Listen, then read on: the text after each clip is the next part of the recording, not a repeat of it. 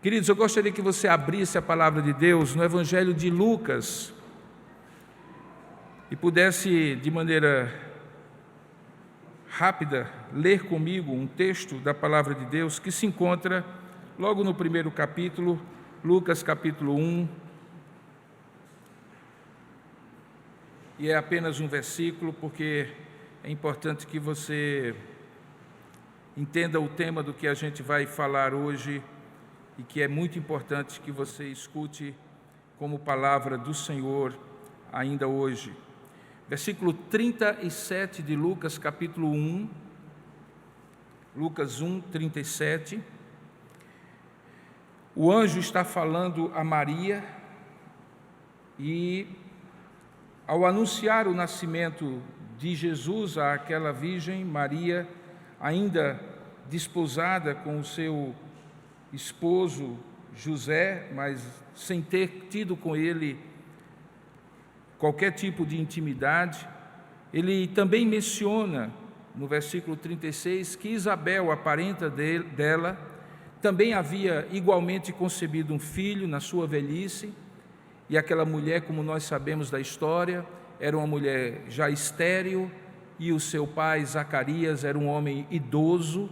Portanto, do ponto de vista natural, seria absolutamente impossível que eles tivessem concebido um filho.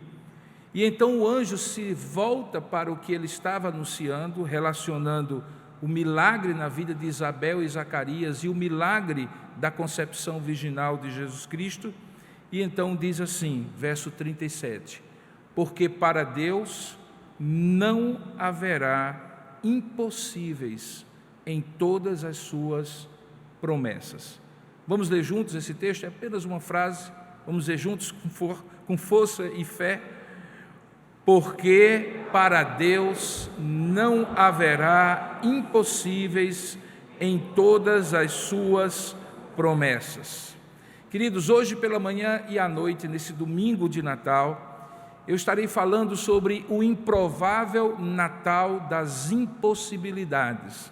Eu sei que se você conhece bastante português, você haverá de perceber que foi uma grande redundância. O improvável Natal das impossibilidades. E como ficará claro agora pela manhã, eu vou focar a minha atenção sobre o nascimento de João Batista, como era improvável que aquilo tivesse acontecido, pudesse acontecer, e como também à noite é improvável, para dizer mais exatamente, impossível, que Jesus nascesse da maneira como ele nasceu. Mas mais do que enfatizar isso, porque fica claro que Deus foi quem fez e, portanto, o que é impossível a mim, impossível a você, foi plenamente possível ao Deus Todo-Poderoso, o que eu gostaria de levá-lo a refletir comigo é por que Deus prefere fazer coisas impossíveis. E particularmente no Natal, por que é que Ele não usa das coisas naturais para fazer aquela história da redenção tão distinta, tão significativa, que é a história do nascimento do seu Filho Jesus? Há razões por isso, e nesta manhã eu gostaria de focar com você sobre as razões do nascimento improvável, impossível de João Batista, da maneira como está descrito.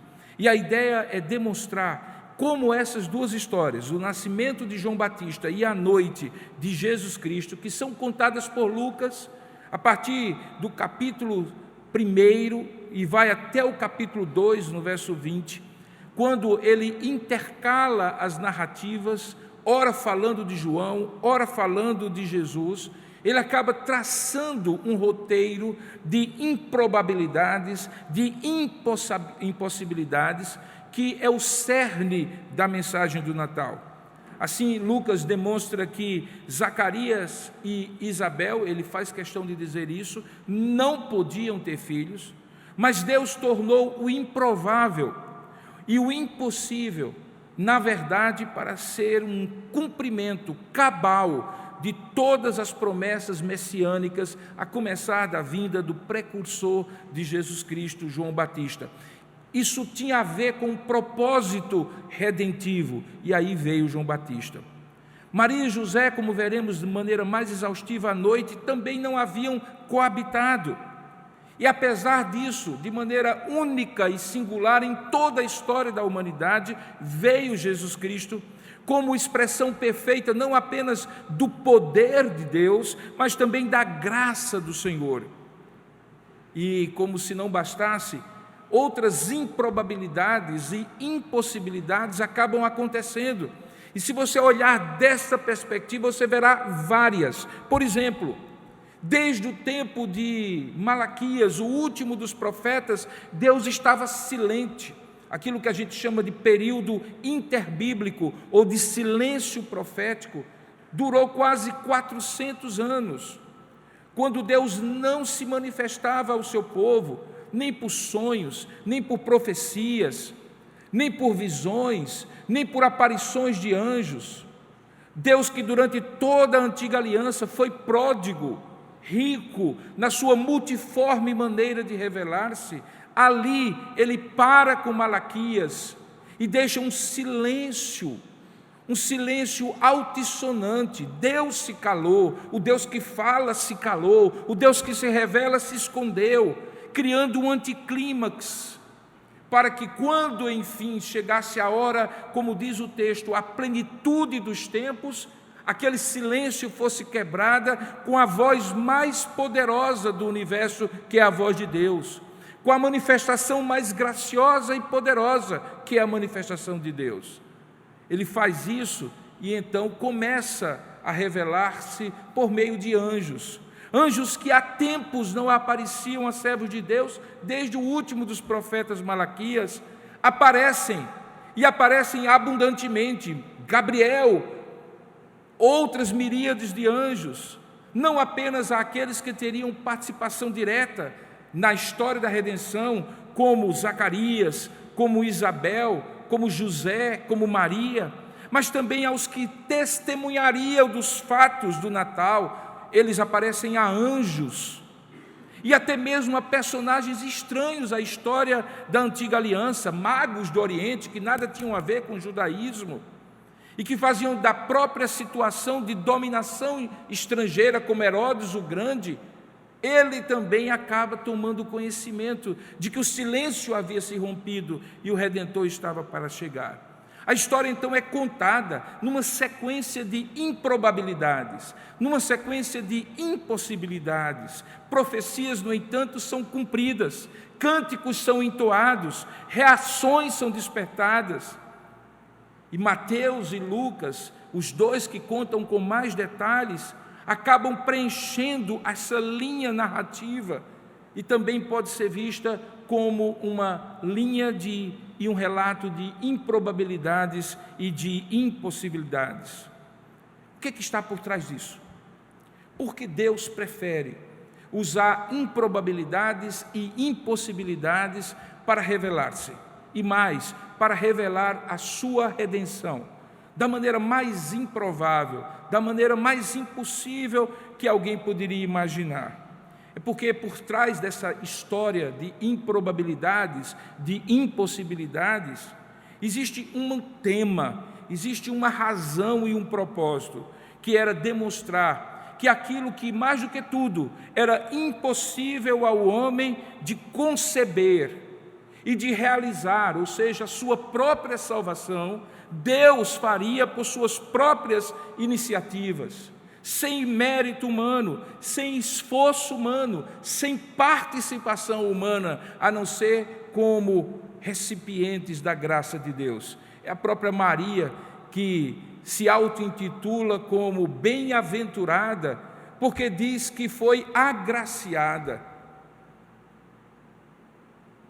Como serva humilde é visitada pela graça de Deus. São os pastores, que nós chamaríamos de aqueles mais excluídos entre todos os afazeres e profissões da época, que são contemplados com um coral de anjos dizendo glória a Deus nas alturas e aos homens a quem Ele quer bem, para demonstrar que tanto magos do Oriente, sábios, como pastores simples nos campos, dos extremos da vida, Deus revela a sua graça. Os poderosos são colocados de lado e excluídos da narrativa, a não ser no papel de vilão que cabe a Herodes o Grande. E aqueles que seriam os mais improváveis, eu diria aqueles que de maneira impossível estariam incluídos, são incluídos na narrativa com um propósito: para mostrar que era improvável, acima de tudo, que era impossível, acima de tudo, que o ser humano pecador se salvasse por suas próprias iniciativas, méritos e esforços. E Deus então escolhe que a maneira mais fácil, mais evidente e clara de demonstrar isso é fazer um roteiro completamente diferente, é não usar a instrumentalidade natural de um homem e uma mulher coabitando para gerar o seu filho, é não revelando-se aos sacerdotes e à casta hierárquica da cúria judaica de Jerusalém, mas a pastores, para demonstrar que ele vinha praticamente para ressignificar toda aquela religião deturpada e corrupta que o judaísmo tinha se tornado no primeiro século. Portanto, era improvável e impossível que os coadjuvantes dessa história fossem aqueles que foram de fato escolhidos: Zacarias e Isabel, anjos e pastores, magos e Herodes, José e Maria.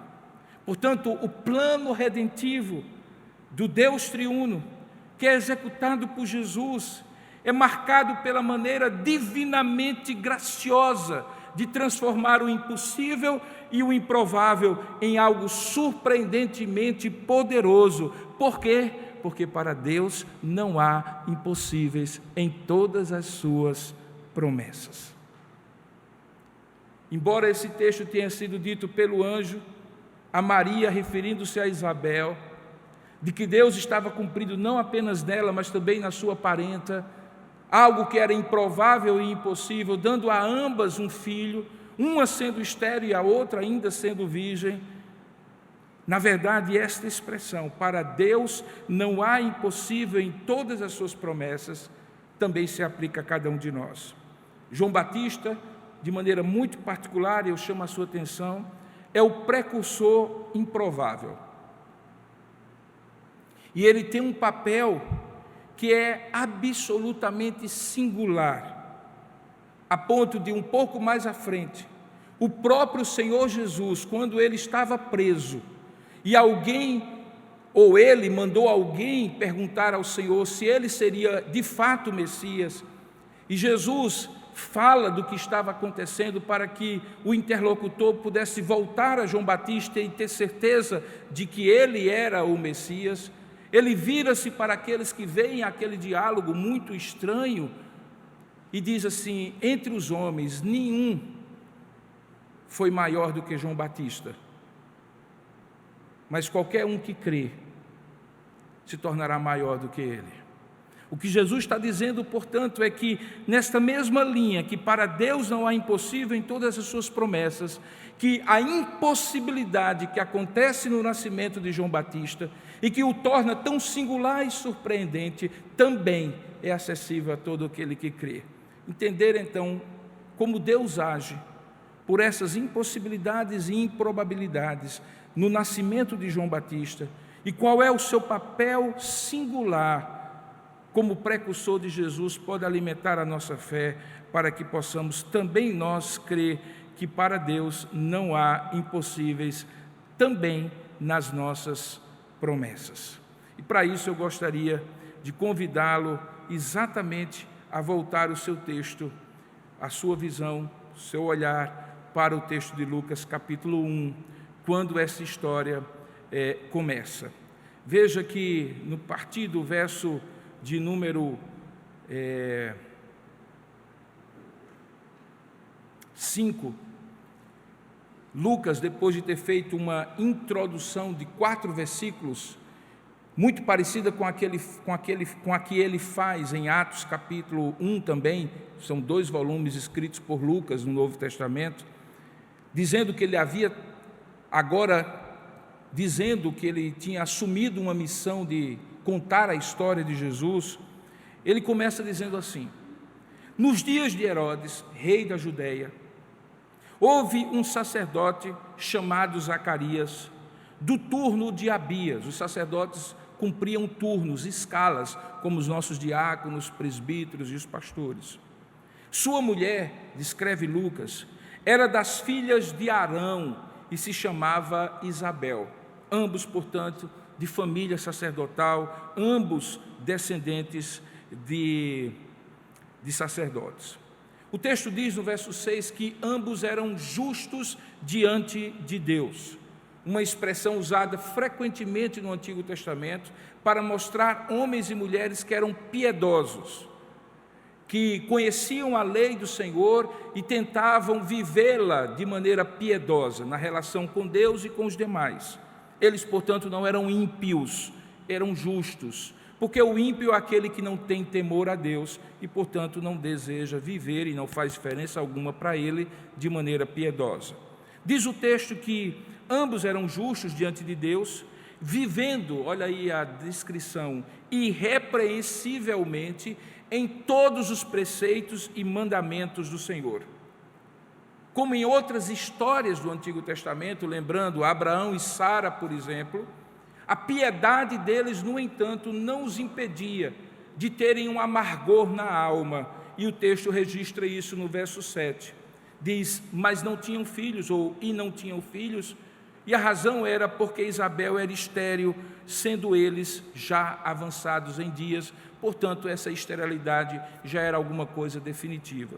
A esterilidade para uma mulher judia tem uma conotação, ou tinha uma conotação, de maneira ainda mais clara na antiga aliança, muito maior que nos dias atuais. Da mesma maneira como a prosperidade para o chefe do clã de uma família judaica significava que Deus estava abençoando os seus negócios e abençoando os seus esforços para ser um homem piedoso, diligente, comprometido com a sua família, mas também alguém que prosperava. Para a mulher, a prosperidade significava ter muitos filhos. Essa era a maneira como, no Antigo Testamento, várias histórias são entretecidas, em que Deus abençoa por um lado, mas de alguma maneira, como diz o texto, fecha a madre daquela mulher, entendendo que é Deus que faz gerar a vida, para que alguma coisa sobrenatural aconteça. O texto diz que ela era estéril e avançada em dias. Portanto, esta era o downside, a parte baixa, triste, a parte negativa dessa história tão bonita desses dois que viviam de maneira irrepreensível diante de Deus.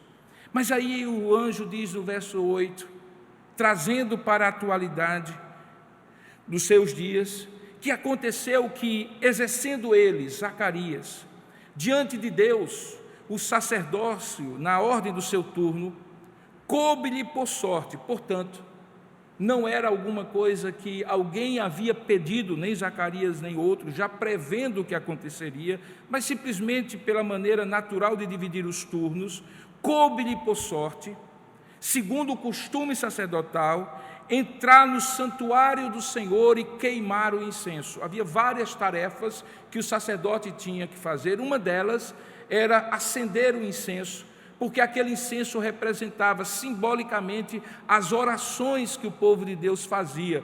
Ele entra no santuário do Senhor, sai dos átrios onde os sacerdotes ficavam e faz aquele ato litúrgico, aquele ato de culto, representando uma das facetas do serviço sacerdotal, que era a oração. O sacerdote normalmente orava pelo povo e oferecia sacrifícios pelo pecado do povo. Coube nessa divisão de tarefas que naquele dia específico Zacarias entrasse no santuário do Senhor para queimar o incenso. Era um momento singular, porque enquanto o incenso era queimado, o sacerdote fazia as orações. Portanto, ele estava dirigindo a sua palavra, a sua mente, o seu coração diretamente a Deus.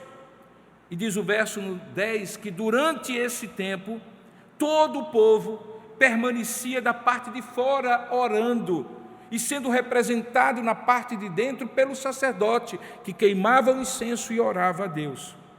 Foi aí, nesse momento sublime de devoção, mas também de intercessão do sacerdote pelo povo, que apareceu, veja aí o verso 11, um anjo do Senhor em pé à direita do altar do incenso. algo absolutamente extraordinário, improvável, incomum, até então para homens como aquele daquela geração e de outras tantas gerações por 400 anos, impossível, porque não tinha esse registro de que isso houvesse acontecido nesse período de silêncio apostólico, silêncio bíblico.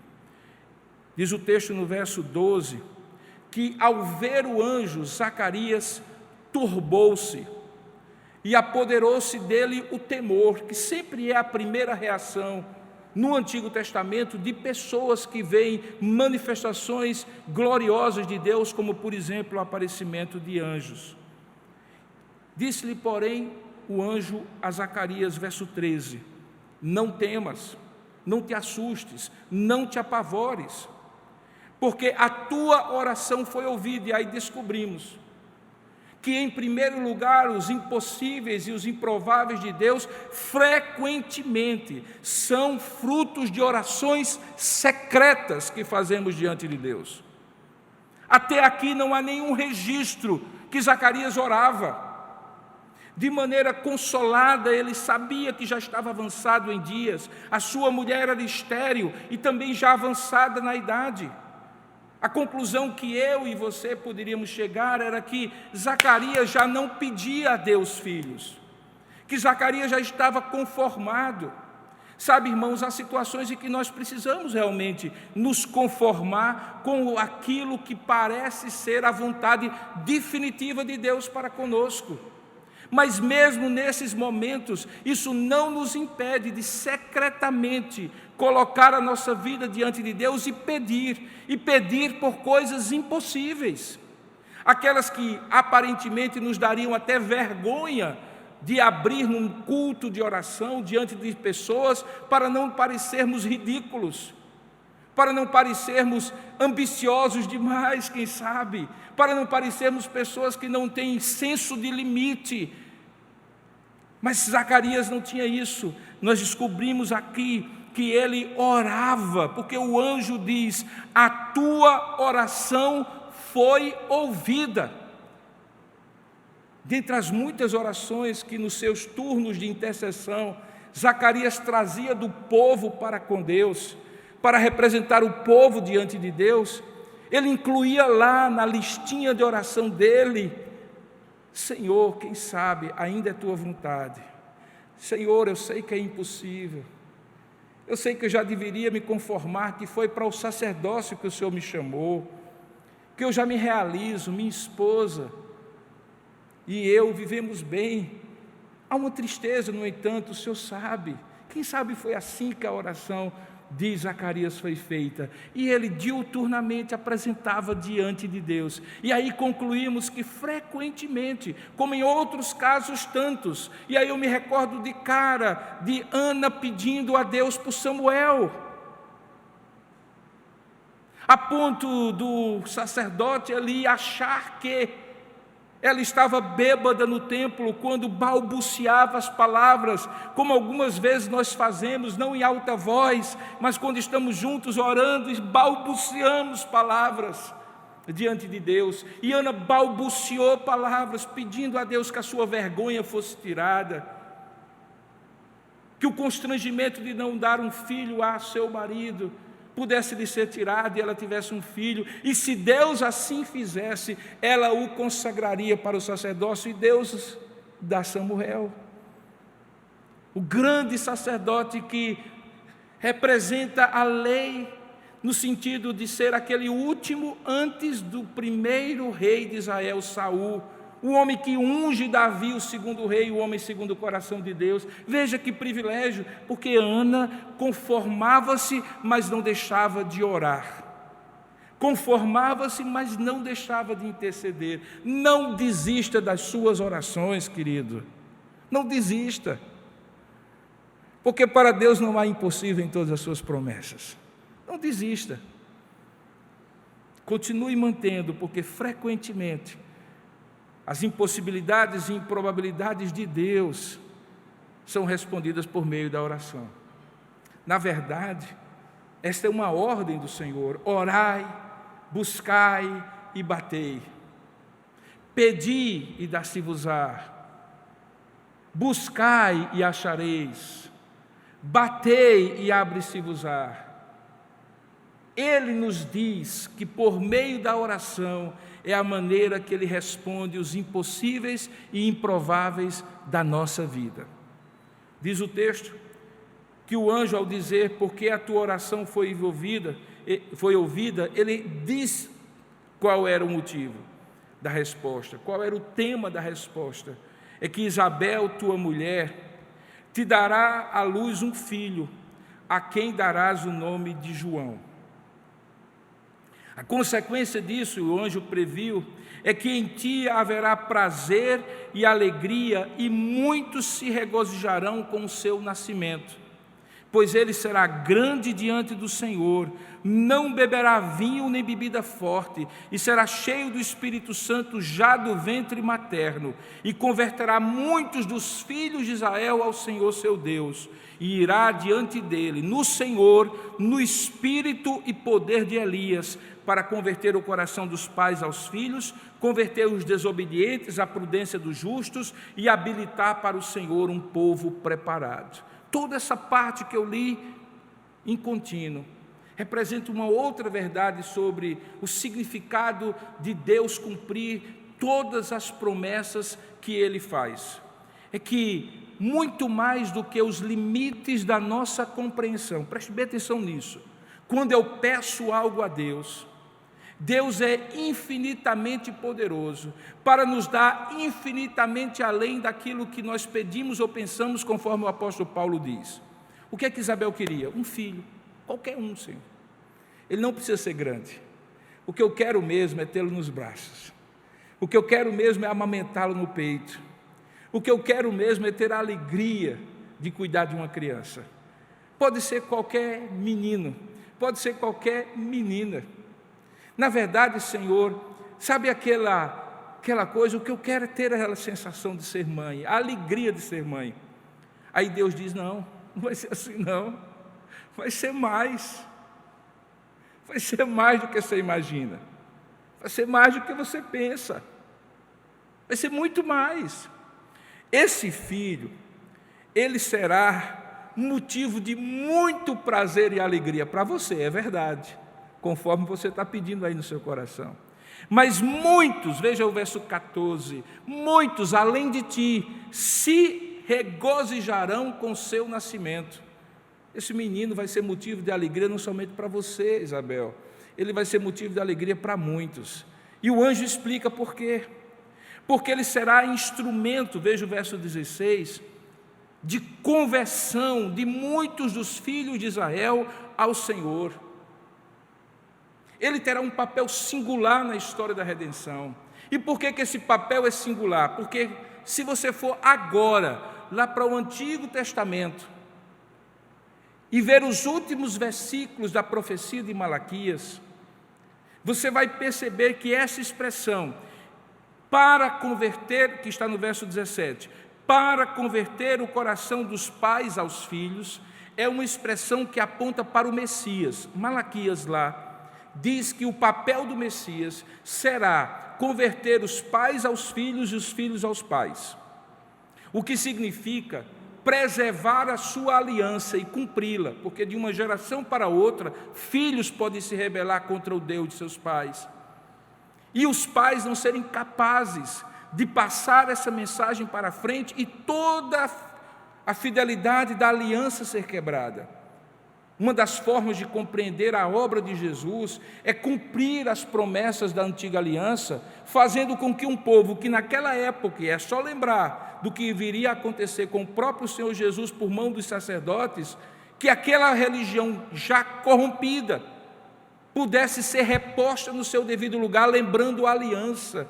E que maneira mais maravilhosa do que preservar a aliança, fazê-la viva, do que quando pais são convertidos aos filhos e os filhos aos pais, criando um contínuo da revelação. Aqui a ênfase não é de relacionamento pai e filho e pai em primeira instância, mas é de continuidade da revelação, pois justamente essa profecia que está lá em Malaquias, no final da sua profecia, é citada pelo anjo, dizendo que João seria instrumento para isso.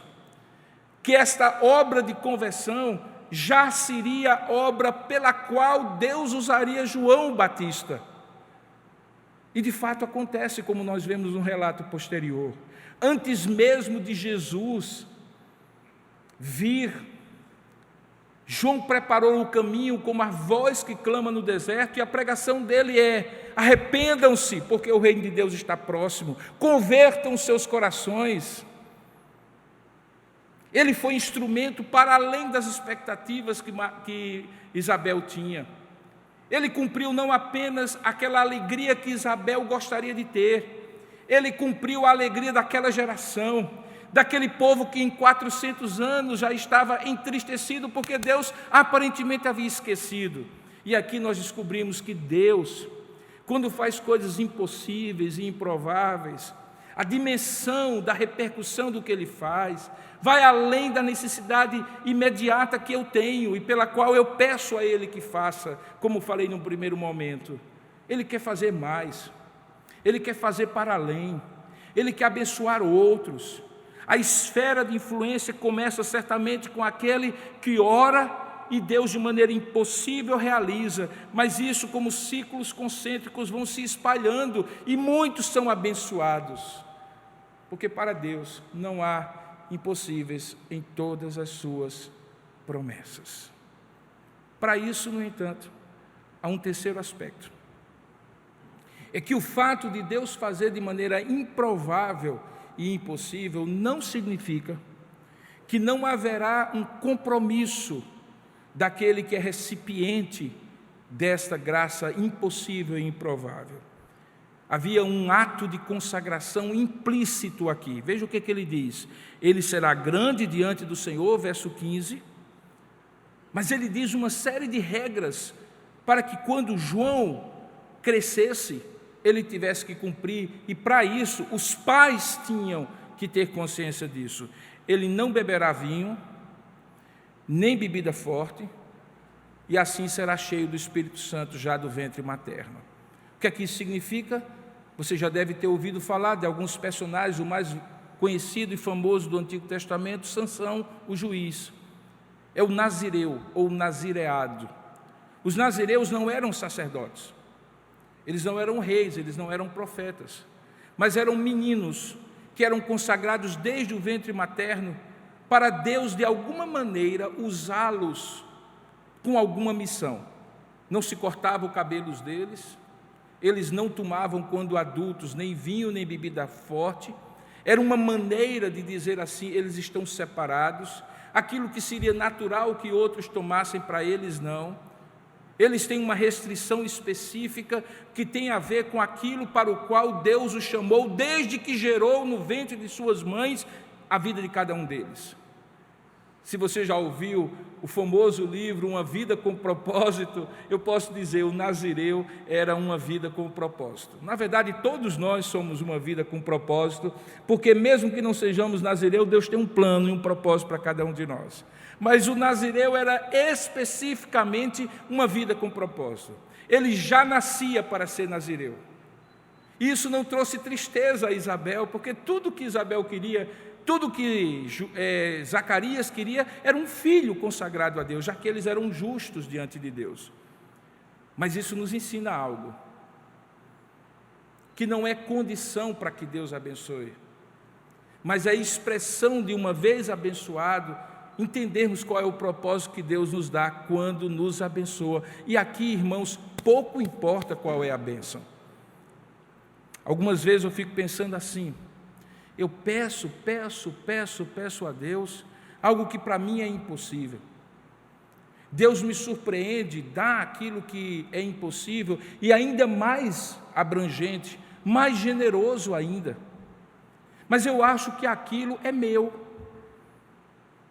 que o carro melhor é meu, que o apartamento melhor é meu, que o emprego melhor é meu, que a posição melhor é minha, que as oportunidades que Deus abriu são minhas. Mas, queridos, eles não são suas, nenhuma dessas coisas. Na verdade, para ser sincero, nem a sua vida é sua. Ele dá todas essas coisas como um meio e não como um fim.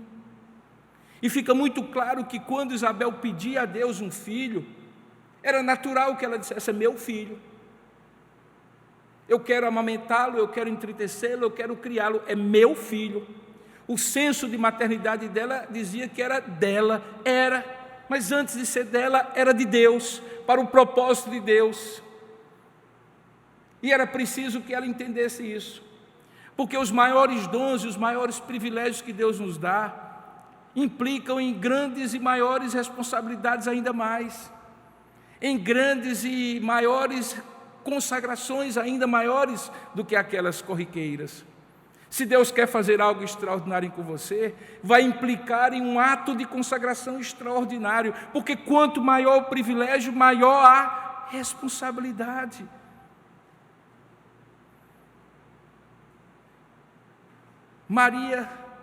Isabel sabia as implicações de ser nazireu. O que ela não imaginava era o caminho difícil que João teria. Se você depois ler a história de João Batista, você vai descobrir que João foi decapitado e sua cabeça foi oferecida ao poderoso da época, filho de Herodes o Grande, que enciumado, na verdade afrontado pela pregação dura que João fazia, dizendo que ele estava com a mulher do seu irmão. Herodes teve 4 filhos e um deles tomou a esposa do irmão para si, e era uma situação corrompida moralmente. Logo eles que deveriam ser como reis, padrões para a população. E João Batista dizia na cara de Herodes que ele estava errado, que era pecado. E a maneira como ele resolveu o problema foi cortando a cabeça de João. Eu não sei, a Bíblia não diz se Isabel ainda estava viva a essa altura, provavelmente não. Ela já era idosa. João, acontece isso por volta dos seus 30 anos, já mais velho. Mas Isabel sabia que aquele caminho de consagração era sem volta, que Deus dá grandes privilégios e exige grandes consagrações a Ele. E por isso, quando Zacarias ouve: olha, ele será grande diante do Senhor, não beberá vinho nem bebida forte, e será cheio do Espírito Santo já do ventre materno, a missão claramente pareceu para aquele sacerdote muito grande. E por isso, quando ele diz: e converterá muitos dos filhos de Israel ao Senhor seu Deus, Zacarias entendeu que estava diante de um profeta, que Deus havia lhe dado um profeta para cumprir as profecias de Malaquias, como precursor do Messias, que obviamente seria o grande cumprimento de todas elas. No verso 17, Deus, no entanto, e que fique claro isso, não exige de você algo que você não tem para dar, ou não lhe capacita para isso. Veja que no verso 17, ao mesmo tempo que ele diz que é uma grande obra, com um grande propósito, que exige uma grande consagração, mas também existe uma grande capacitação, porque ele irá diante do Senhor no espírito e poder de Elias. Essa expressão significa que olhe Elias e o que ele fez, pois João Batista terá a mesma ousadia, o mesmo poder, a mesma unção. Acontecerá por meio de João aquilo que aconteceu, ainda mais ainda do que aconteceu com Elias, porque ele cumprirá a conversão do coração dos pais aos filhos, converterá os desobedientes à prudência dos justos, verso 17, e habilitará para o Senhor um povo que ele vem preparando. Porque para Deus não há impossível em todas as suas promessas. A pergunta que surge no coração de Zacarias, e que é a pergunta mais natural diante das improbabilidades e impossibilidades, é: como é que eu saberei disto? Coloca diante de Deus a impossibilidade, porque eu sou velho e minha mulher já avançada em dias. Aí o anjo se revela. Verso 19. Eu sou Gabriel. Eu sou aquele que assisto diante de Deus. E eu fui enviado para falar-te e trazer-te essas boas novas. O anjo apresenta suas credenciais. A palavra ângelo significa mensageiro, enviado. O que é que o anjo apresenta? Veja quem é meu chefe no meu cartão de visita. Eu estou diante do Deus Todo-Poderoso, assistindo, e foi Ele que me enviou. Agora, não tem como eu dizer antecipadamente como vai ser. Então, para que fique claro, e um sinal, tu ficarás mudo, verso 20, e não poderás falar até o dia em que essas coisas venham a realizar-se, porquanto não acreditaste nas minhas palavras, as quais a seu tempo se cumprirão. Enquanto o anjo fala isso para Zacarias, o povo, verso 21, estava esperando e admirava-se de que tanto se demorasse no santuário, porque era um tempo normalmente já específico. Mas ao sair, diz o verso 22, ele não lhes podia falar, e então entenderam que tivera uma visão no santuário, e expressava-se por acenos e permanecia mudo, como um sinal diante da multidão. Terminou os dias do seu ministério, verso 23, e ele voltou para casa. Passados esses dias, há uma interconexão de duas narrativas. Isabel, sua mulher, concebeu e ocultou-se por 5 meses, dizendo: assim me fez o Senhor, contemplando-me para anular o meu opróbrio, a minha vergonha perante os homens. Lucas corta a cortina dessa parte da narrativa e abre agora que no 6º mês, enquanto isso estava acontecendo com Zacarias e Isabel, o mesmo anjo Gabriel foi enviado da parte de Deus para uma cidade da Galiléia chamada Nazaré, e ele vai descrever o nascimento de Jesus. Descreve o nascimento de Jesus. Maria também se perturba, veja a similaridade, verso 29, pôs-se a pensar no que significaria essa situação.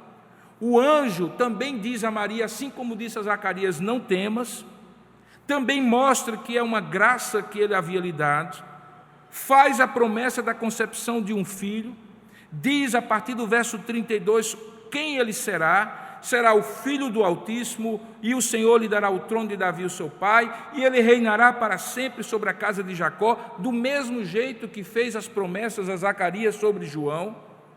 E Maria faz uma mesma pergunta: como será isto? Pois eu não tenho relação com homem algum. O anjo diz como é, e aí, para argumentar ainda mais, no verso 36 faz referência ao nascimento de João. Diz: e Isabel, tua parenta, igualmente concebeu um filho na sua velhice, sendo este já o 6º mês para aquela que diziam ser estéril. E conclui: porque para Deus não há impossível em todas as suas promessas. Você consegue entender que o nascimento de João foi argumento complementar usado por Gabriel para Maria aceitar a missão de ser mãe do Redentor? Porque é exatamente isso que Lucas está dizendo.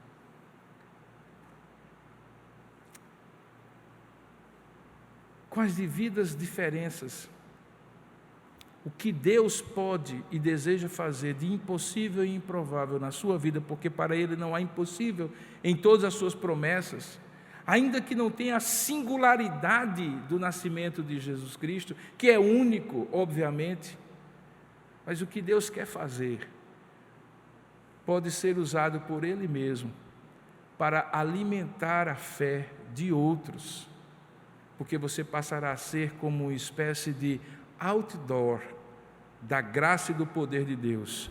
Muitos verão e dirão assim: se aconteceu com ele, se Deus fez com ela, Ele pode fazer comigo também. É nessa hora que a maneira improvável e impossível de Deus acaba sendo uma proclamação por seu intermédio para a vida de outros. Queridos, a cada ano, e Deus deve ter um propósito em ter permitido assim, o Natal é a última celebração antes de um novo ano. Aqui eu não vou entrar nem na discussão dos calendários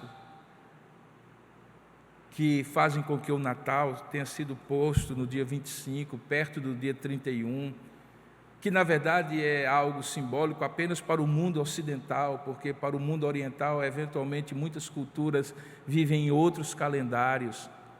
Mas para nós que Deus colocou nesse tempo, nessa história, nesse lugar, do lado de cá do mundo, todos os anos, como eu costumo falar, certas coisas se repetem.